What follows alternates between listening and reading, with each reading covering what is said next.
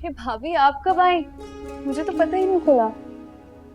कभी कभी दूसरों को बेखबर रखने वाले खुद भी बेखबर रह जाते हैं।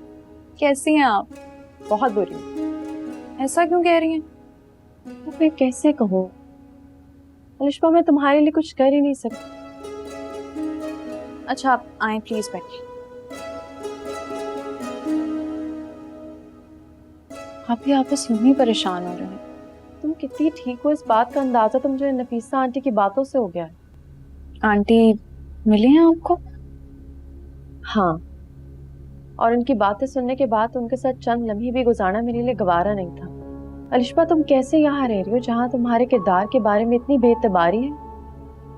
छोड़े उनकी बातों को। एक दिन उन्हें भी सादान की तरह यकीन हो ही जाएगा कि सच वो नहीं है जो सारे मुझे बता रहा है।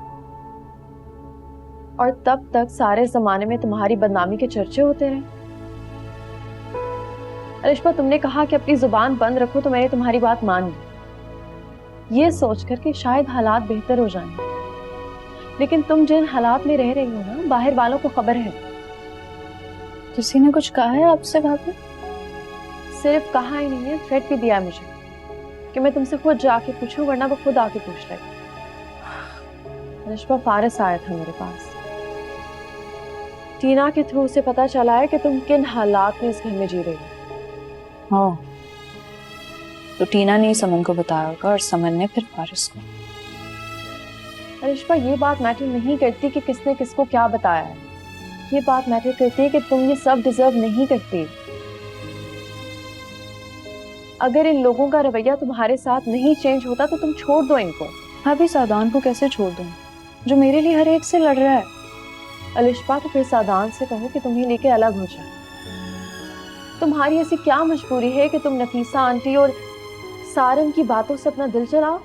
चलें भाभी, मैं कहूंगी सादान से कि मुझे लेकर अलहदा हो जाएं, लेकिन उसके बाद उनका इस घर से ताल्लुक खत्म हो जाएगा और फिर भी सारा इल्जाम मुझी पर आएगा। बेवकूफ लड़की, तुम सबको खुश नहीं रख सकती। अगर तुम सादान के साथ ताल्लुक निभाने की इतनी बड़ी कीमत अदा कर सकती हो तो क्या सादान इसका बदला नहीं चुका सकता? भाभी, आप फारिस से कहें कि मेरे लिए परेशान ना हो। टीना ने पता नहीं क्या क्या कह दिया होगा सारंग की बातों में आकर। अलिश्बा, फारिस को तो मैं समझा दूंगी कि वो टीना की बातों को इग्नोर करे, लेकिन मैं आंटी की बातों को कैसे इग्नोर करती हूँ? प्लीज भाभी, एहसान होगा ये आपके मुझ पर। अलिश्बा, आखिर तो मुझे बता दो कि तुम्हारी ऐसी क्या मजबूरी है? भाभी, मैं नहीं चाहती कि मैं यहाँ से जाऊँ। मुझ पर ही इल्जाम ये आ जाए कि मैं यहाँ से फारिस की वजह से गई।